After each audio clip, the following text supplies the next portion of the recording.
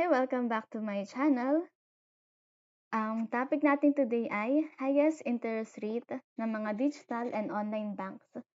Updates for September 2025. So una sa lahat, paano ba mag-compute ng interest? Ang interest ay amount or yung principal or yung balancing mo sa bangko times yung interest rate ng bank equals interest. So, kunwari may 100,000 ka, tapos ang interest rate ng bank is 5%. So, isang taon, makakakuha ka ng 5,000 na interest. Per month, divide mo lang siya by 12, lalabas is 416.67 per month.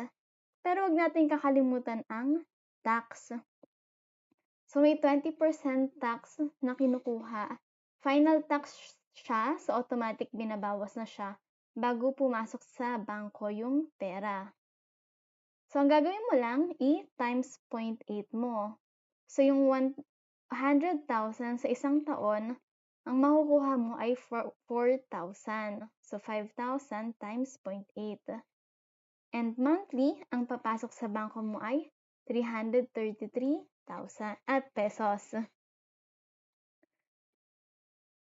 Magkano ba ang interest sa traditional banks?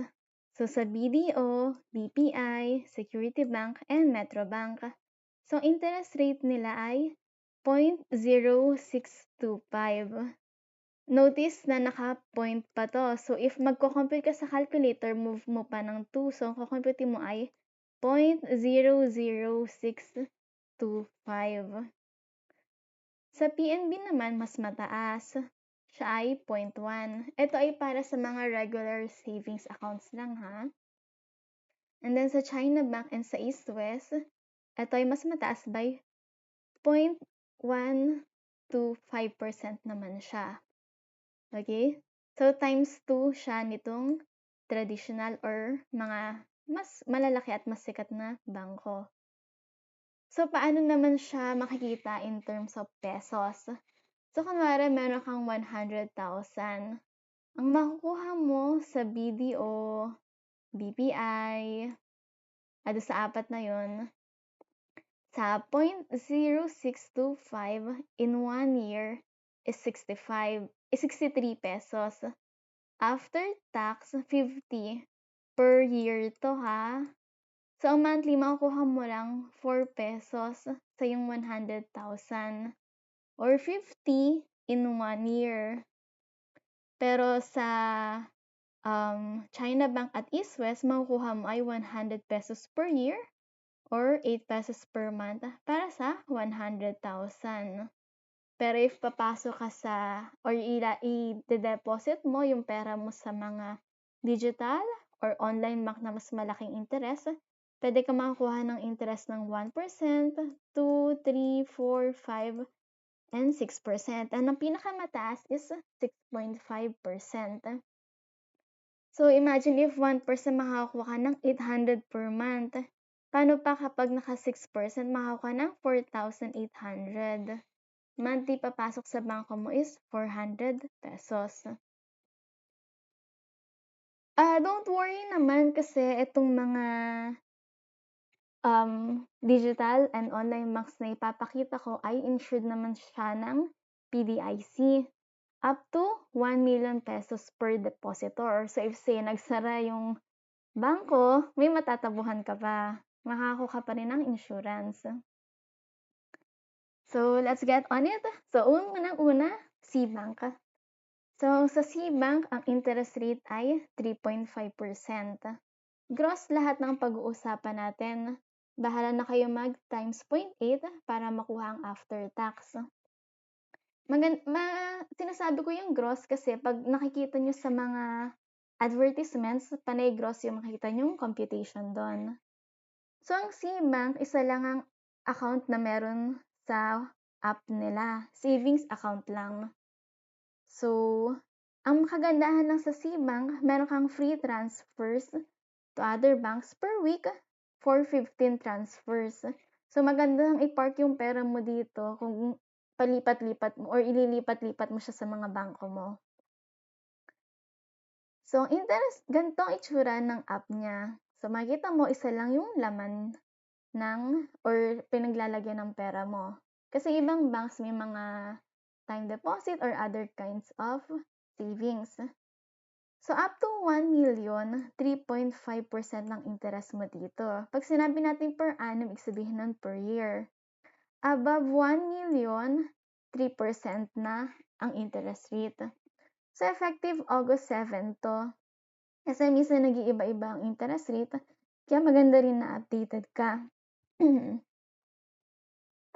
Meron din, kapag kinlik mo tong calculate interest dun sa CBank, makikita mo din yung sample computation nila ng interest.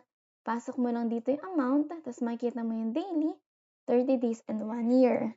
Sa CBank, everyday napasok yung interest sa bangko mo. So, makikita mo everyday na dadagdagan yung account mo, so matutuwa ka. Next is GoTime. Ang GoTime is same din sa CBank na isa lang din ang savings account. Though may isa pa siya, US. Same with CBank, 3.5% din. Pero ito walang limit. Kasi yung CBank, di ba, up to 1 million lang. Ito, kahit above 1 million, 3.5% pa rin ang interest. So, ganito naman ang itsura ng app niya. So, makikita mo meron kang my savings dito or my account. Tapos, may dalaw siyang go save or mga stash or savings. So, dyan is 3.5% pa rin. So, i-compute mo dito ang matatanggap mo. If may 100,000 ka, ang matatanggap mo after tax is 2,800 per year or 233 pesos per month. Meron din siya ditong US time deposit. Ang matatanggap naman dito is 2% per year if for 3 months. Since time deposit to, lock in to ha. Or 2.5% per year for 6 months. Ito. Next, bangko. Yung CBank is rural bank pala. Tapos ang GoTime, I think digital. Itong bangko, subsidiary naman to ng BPI. So ito ay online bank naman to. 5% fixed. So up to, nakalagay ito 100K. Tapos after 100K, yan 100K, 1 million lang yan. Ewan ka ba't ganyan itsura. So up to 1 million, 5% ng interest rate dito. And then above 1 million, bumaba na, naging same na lang siya sa BPI na 0.0625%. So ganito din siya, isa lang din yung savings niya. Next, Maya. Maya, mapapansin nyo, marami kang pwedeng paglagyan ng pera. Meron siyang wallet, savings, time deposit, and personal goals. So, sa Maya wallet, ganito itsura niya. So, nandito yung wallet mo.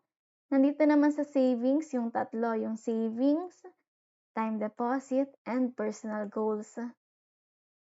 So, ito ay, yung makita mong wallet balance, 0% interest rate. So, walang interest yan, kaya huwag ka masyado maglagay ng malaking pera. Next, may savings dito ka. Ganito itsura mo, may baboy siya. Ang interest dito ay 3.5%. Pero sabi niya, pwede mo i-boost up to 14%. So, yung boost ng Maya is nag-a-apply lang sa first 100,000. Above 100,000, babalik ka sa 3.5%. So, paano mo ba may increase yung interest mo sa Maya? So, as per Maya, kailangan mo lang gumastos ng 250,000 at magiging 5% na ang interest rate. Gumastos ka ng 1,000, magiging 6%. Gumastos ka ng 3,000, magiging 8%. Gumastos ka ng 25,000, magiging 10%. At gumastos ka ng 35,000, magiging 12%. If kaya mo pa, gumastos ka pa sa credit card nila. Additional 'pag gumastos ka ng 30,000 and 40,000, magiging plus 1%, so magiging 13,000 and magiging 14,000. So, ang maganda dito, if may gagastusin ka talaga, tataas ang interest rate mo. Pero wag mong pipiliting gumastos para lang tumaas ang interest mo kasi remember, yung first 100,000 lang mag-a-apply itong interest rate na 'to. So, above 100,000 na pera mo dito is 3.5% pa rin. Tapos, monthly siya kailangan gawin. So, every month gagastos ka ba ng 35,000 and gagastos ka ba ng 40,000 sa credit card? So, take those into consideration kung gusto mo talagang i-achieve yung mga ganyang kataas na interest.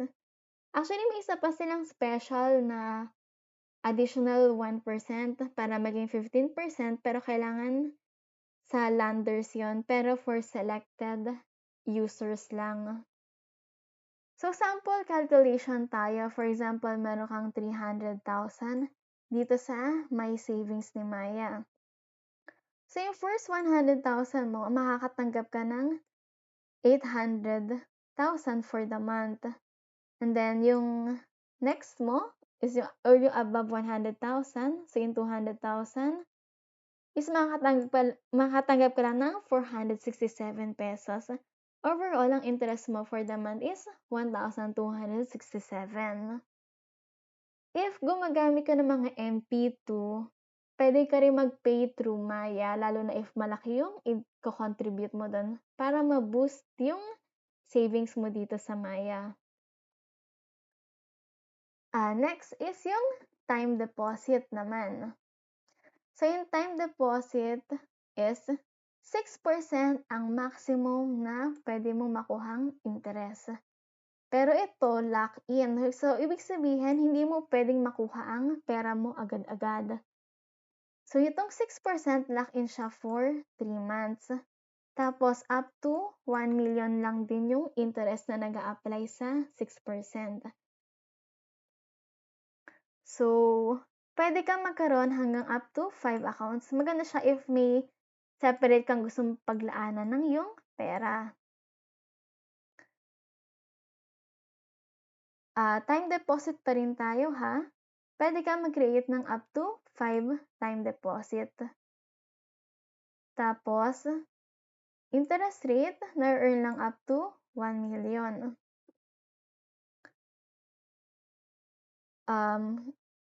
If 3 months ka lang magsisave or yung isa-set mo as due date dun sa time deposit, pag magsa-set up ka ng account, makikita mo dun or kiklik mo to. So, if 3 months ka lang, 5% lang siya. So, I suggest mag 6 months ka na para malaki mo na yung 6%. Sayang din yung 0.5. Huwag ka na mag 12 months kasi mas matagal ka na mag-aantay tapos mas maliit pa yung interest rate. So, ganito itsura niya pag magsa-set up ka. So, after mo mag-click kung ilang months gusto mo, so sasabihin niya sa'yo dito kung ilang months and ilang percent. Tapos, magkakaroon ng logo, tapos lagay mo yung name ng time deposit mo, tapos lagay mo na yung target amount. So, yung target amount, naka-base ulit itong time deposit pa rin tayo ha. So, may base rate siya na 3.5%. Base pa rin doon sa savings. Tapos, kapag na-reach mo yung target amount, magkakaroon ka ng booster na 2.5%. So, ganito itsura niya. So, if mapapansin nyo, ang minimum nito is 5% for time deposit. So, I suggest na yung target amount mo, gawin mo na ring 5,000 para at the start ng time deposit mo, 6% ka na agad. Huwag ka nang mag-set ng 100,000 na goal, kundi baka hindi mo pa ma-reach yun, hindi mo pa maabot yung booster na plus 2.5%. Magipang 3.5% lang interest mo instead na 6%. Mag-aantay ka pa ng 6 months. So, gawin mo na agad yung minimum na 5K. Next naman yung personal goals. So, ganito rin itsura niya. Medyo same lang din sa time deposit. Pero ito, lower yung interest, 4%. Maximum din yung mag-a-apply yung 4% sa 1 million. Pero ang pinagkaiba nito, pwede mo siyang i-withdraw anytime. So, pag setting ka niya dito ng due date, pwede mo i-set maximum 6 months. Pero kahit na 6 months ang sinet mo, kahit 1 day, 2 days lang yan, pwede mo pa rin i-withdraw. Tapos, makukuha mo pa rin yung interest up to that date of withdrawal. Unlike yung time deposit, kapag nag-withdraw ka ng maaga, may parang penalties. Dito, wala. Withdraw anytime. Kaya mas mababa yung interest rate nito. Tsaka huwag kang kakabahan na kailangan maabuti mo yung due date para i-cancel yung goal. Anytime, pwede mo i-cancel and ma-earn mo yung interest up to that date. Next, summary ng ating Maya. Since 4 siya, so baka ma-confuse kayo. So, wallet, 0, huwag ka na maglagay. Savings, 3.5% base. Tapos, pwede kang maka-reach ng 14%. Pero remember, nag-a-apply lang yun sa 100,000. After 100,000, 3.5% na. Time deposit, 6%. Pero take note, lock-in siya. Lock-in ng 3 months, 6 months, or 12 months. Personal goals, 4%. Next is Tonic. Medyo same siya sa Maya na may 4 ka ring pwedeng open na account. So, Tonic account, parang savings lang to na regular. Then, solo stash, group stash, and then time deposit. Etong stash is same lang din sa Maya na goals. Pero pinakaiba, ang solo ay ikaw lang mag-isa, and group, pwede kang tie up sa friends mo. Or kahit sa family. So, start tayo sa Tonic account. So, ganito yung itsura niya sa page. Yung unang mo makikita dito, pag open mo, so yun yung regular savings. Ito ay 1% interest. Mas mababa siya kumpara sa iba. Kaya wag ka na rin masyado maglagay ng pera doon. So, ang stash, meron tayong tinatawag na, pag click mo yung stash, ganito yan, click mo muna to, then may pamimili kang stash, pwede kang pumili. So, parang mga fund accounts lang din to. Pwede kang emergency, vacation, tuition. Pwede ka rin maglagay kahit anong gusto mong name. So, meron tayong solo and meron ding group. Pag solo, 4%. Pag group, 4.5%. So, mas mataas ng kaunti. Pero dapat 3 kayo. So, ikaw, tapos 2 friend or family. Next naman is yung sa time deposit. Remember, lock-in din. Basta time deposit, lock-in. I suggest mag-lock-in ka na ng 6 months na lang. Kasi, mas makuha mo ng maaga yung pera mo, tapos mas mataas pa yung interest. Hindi ko alam bakit nagsiset sila ng mas matagal tapos mas mababa. Lalo na if may mga emergency. So at least, sure ka na makukuha mo agad yung pera mo. Though 6 months, though medyo matagal rin. Anyway, may auto rollover din naman tong Tonic. Tapos mabilis lang din naman mag-rollover. Pero 5% talaga siya. Pero pwede kang magkaroon ng additional 1%. So magiging 6% na siya. Kapag yung average daily balance ng iyong regular savings ay na-maintain mo ng 10,000. So, ang ginagawa ko, mag-imo ka lang ng 10,000 doon, tapos wag mong gagalawin. Para yung average daily balance is 10,000 pa din. In summary, so Tonic account or savings is 1%, solo stash is 4%, group stash is 4.5%, pero kailangan mo ng additional 2 people, and then time deposit is 5% for the base, lock-in 6 periods. Kaya mong i-6% to, pero may additional requirement na 10,000 sa Tonic account. Next, CIMB. So, dalawa din ang account sa CIMB. Meron tayong UpSave and then MaxSave Time Deposit. Ito parang regular savings account lang din. UpSave mo, base rate is 2.5%. Medyo same siya sa Maya na may booster. Pero same din na yung booster nag-a-apply lang sa first 100,000. Pero ang kaibahan naman ng booster niya is gusto niya gino-grow mo yung average daily balance.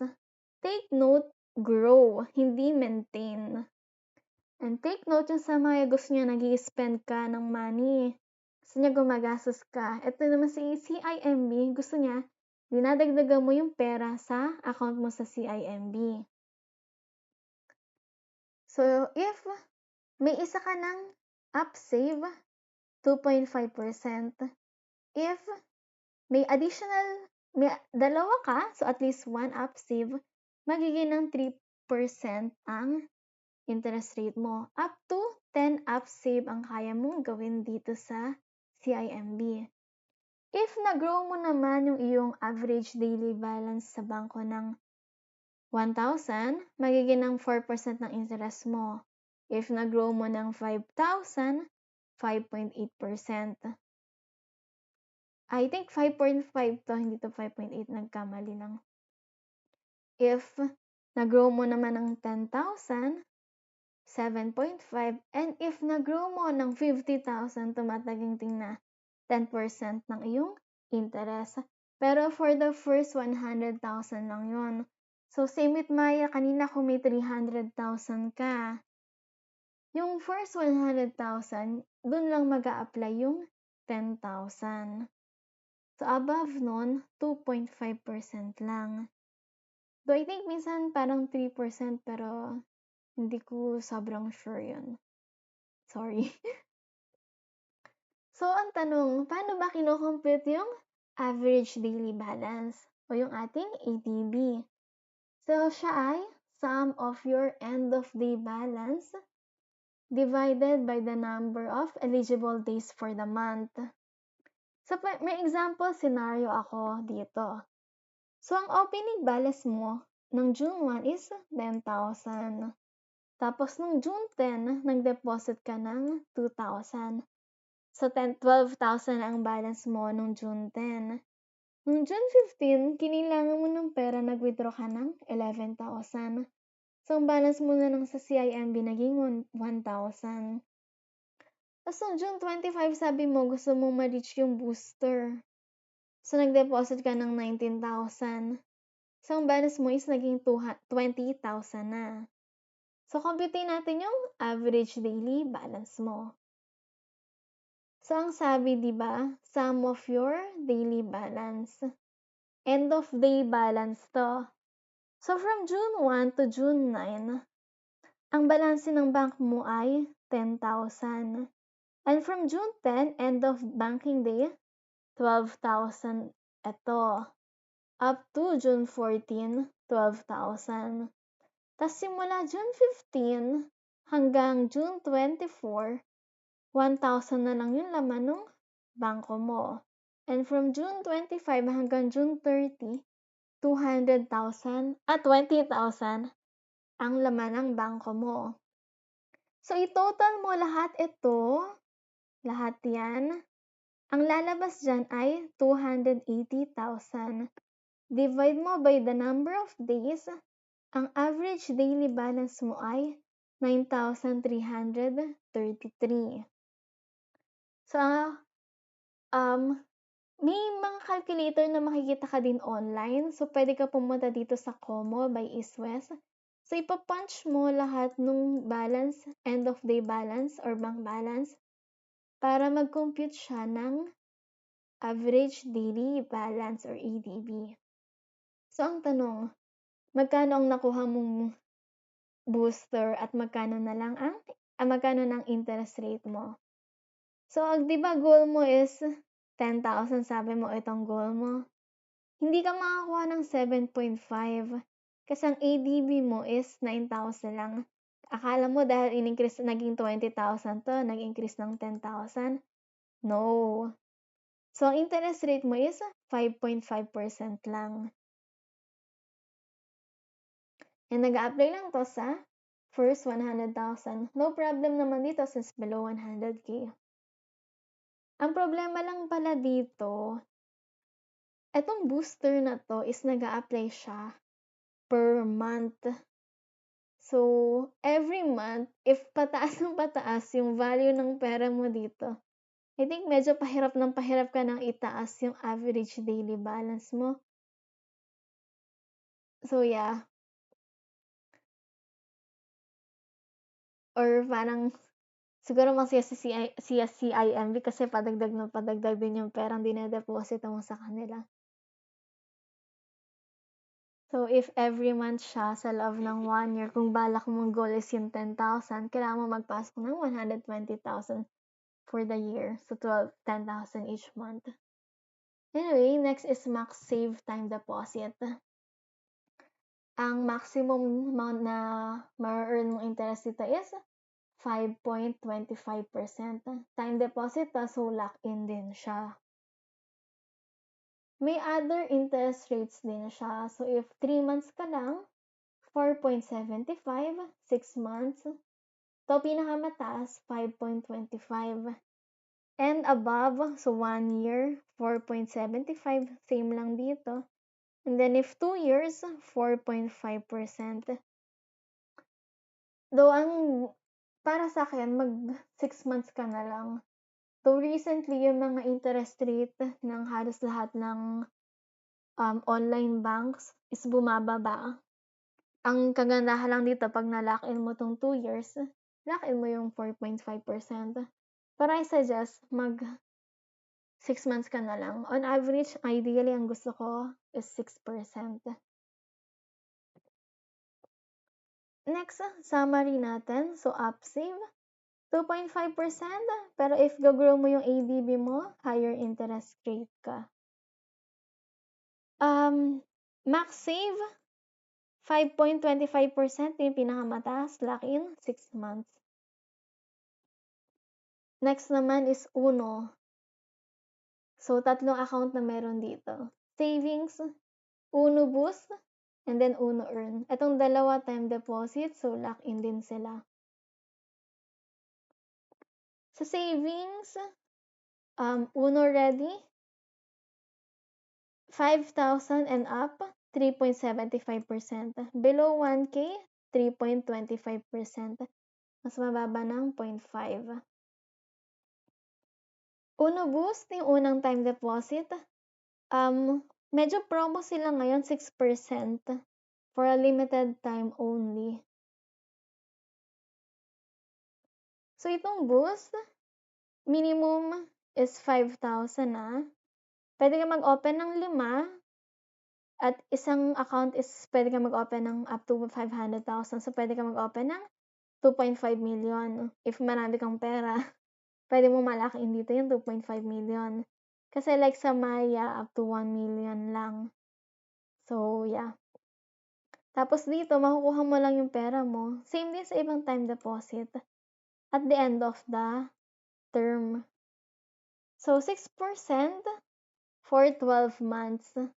Pero if 3 to 11 months, 4.5% lang ang interest. Uno Earn naman. So, ang pinakaiba dito, ito ay 2.5%. Pero ang difference is yung payout ng interest. Kasi dito, monthly, makukuha mo na yung interest mo, papasok na dun sa savings account. Same din dito, 2.5 million. So, actually, pwede ka umabot na hanggang, I think, 5? Or maybe 2.5, not sure. Anyway, pag 5 million na pera mo, I don't suggest na magpasok ka sa isang digital bank dahil yung PDIC is up to 1 million lang. Next is yung savings. Summary natin. So, savings, 3.75% base. I think most naman is above 5,000 ang ide-deposit. Pero okay lang din naman if below 5,000. Magandang starting point din siya. Pero if below 5,000, pumasok ka na lang sa GoTime or sa Cbank kasi 3.5.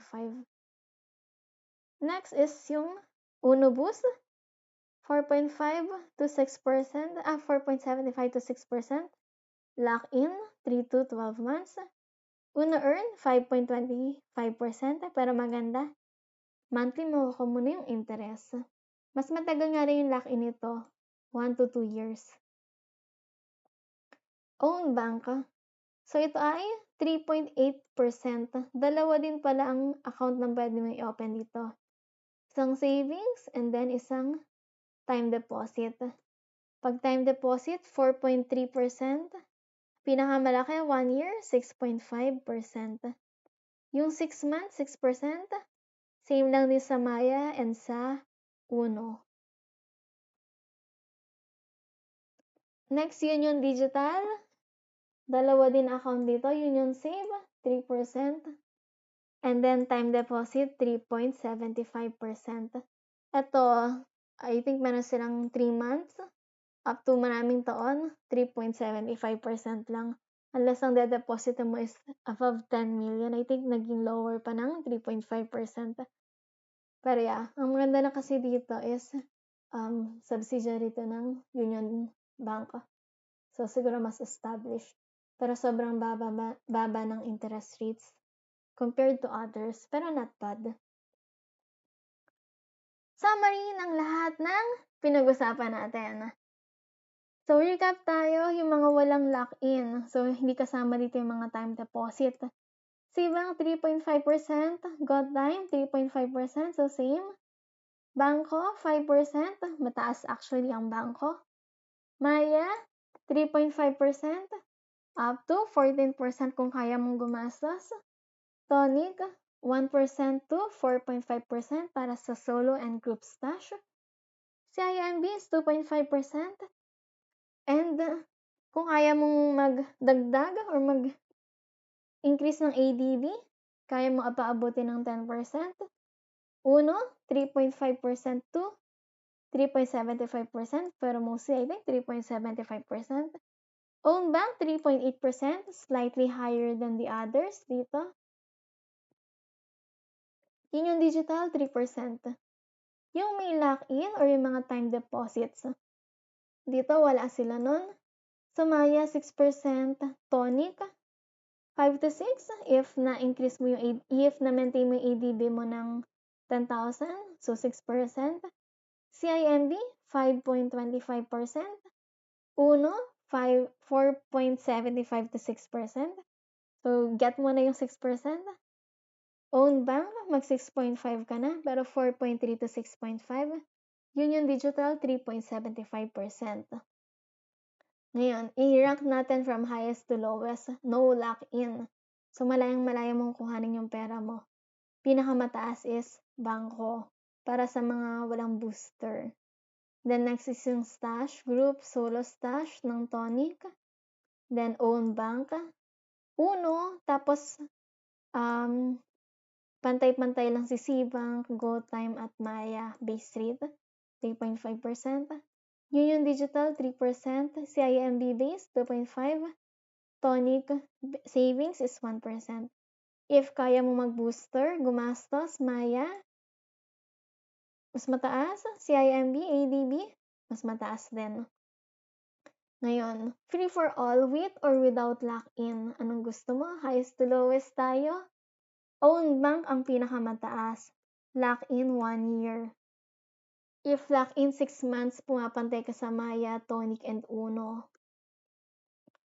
CIMB, lock-in 6 months, 5.25%. Ito yung mga pinakamatataas na interest rate. Bangko, not bad. Yung mga naka-blue dito, walang lock-in.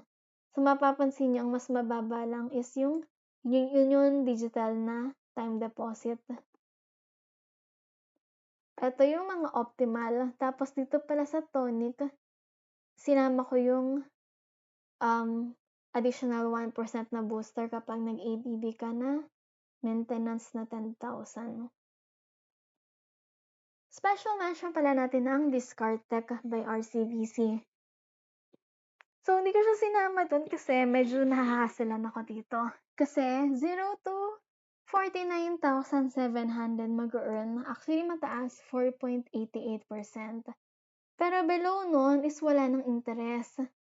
So, parang kung magpasok ka ng 49,700, okay, monthly mag-earn ka ng interest. Pero yung na-earn mo interest above nun, hindi na nakaka-earn ng interest.